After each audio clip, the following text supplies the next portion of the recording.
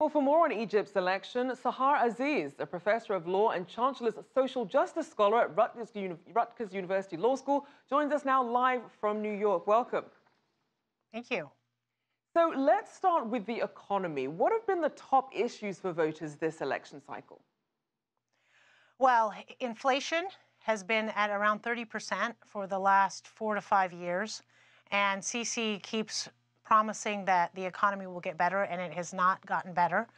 Also, the currency rate, or the exchange rate, has gone down by 50%.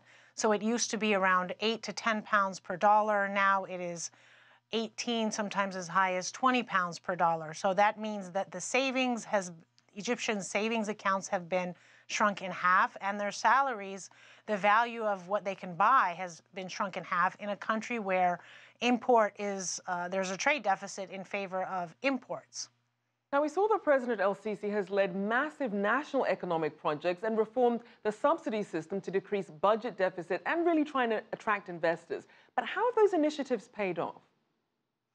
Well, it's only impoverished Egyptians because it hasn't generated work and income. Many of the industries in Egypt are reliant on imported raw materials, and there is no alternative to buy Egyptian-made raw materials or parts in order to generate industry and work. So all it has done is impoverish more Egyptians who really needed those subsidies just to eat. So, for example, you will hear families that are middle class who will only eat beef once a month, chicken once every 2 weeks, vegetables once every few weeks. So their diet and their nutrition has decreased, and the cost of living has skyrocketed for them. Now, during his first presidential term, Egypt's foreign debt has nearly doubled, reaching a record high of more than $80 billion. So what's El-Sisi's long-term strategy for the country?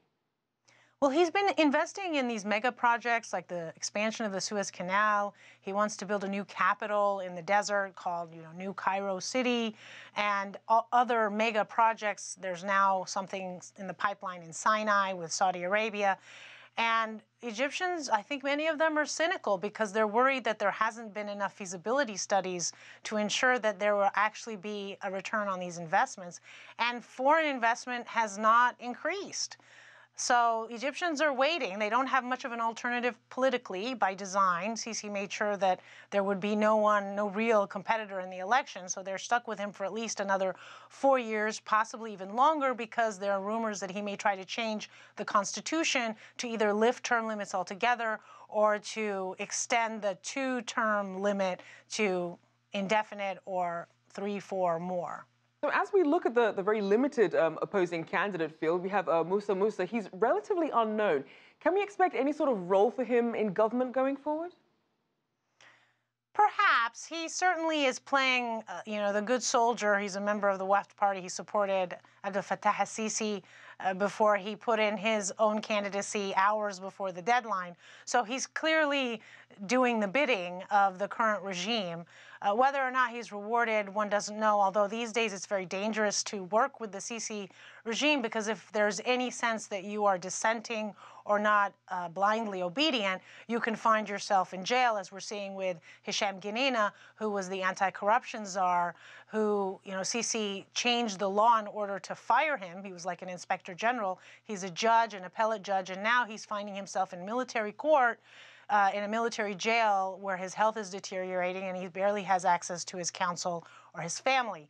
So even the most elite individuals who think that they're helping the country can find themselves in jail when they decide to take these high-level political appointments. Now, since Sisi is by all projections, going to win this, what about their relationship with the U.S.? We know that the U.S. is a major ally of Egypt. So what's your take, especially on the latest troubles with Russia, given the importance of this vote? Well, Egypt is still heavily dependent on the U.S. in terms of military aid, with its $1.3 billion annual aid that is primarily military. 10 years ago and longer, it used to be 50-50 in terms of military and economic aid, at least since 1979, when there was the Arab-Israeli peace agreement, or the Egypt-Israeli peace agreement. And since then, it's shrunk, where it's primarily military aid. And he needs that aid. He needs it for his military. However, as we know, he has tried to diversify some of the sources of the military aid, but I don't think it will ever reach a level where he can be independent of the United States, if not only because the United States is still the sole superpower, and despite Putin's attempts to recreate the Cold War, I don't think that's going to be very successful, and I don't think that Russia will ever reach the level of the United States in terms of global hegemony. So the question is, will China rise? And as China, it is rising economically, and whether that's going to create another Cold War-like scenario, then you may see countries like Egypt and other developing countries play China and the U.S. against each other. But I think we're still many years away from that possible scenario. All right, thank you so much. Sahar Aziz there, Professor of Law and Chancellor's Social Justice Scholar at Rutgers University Law School.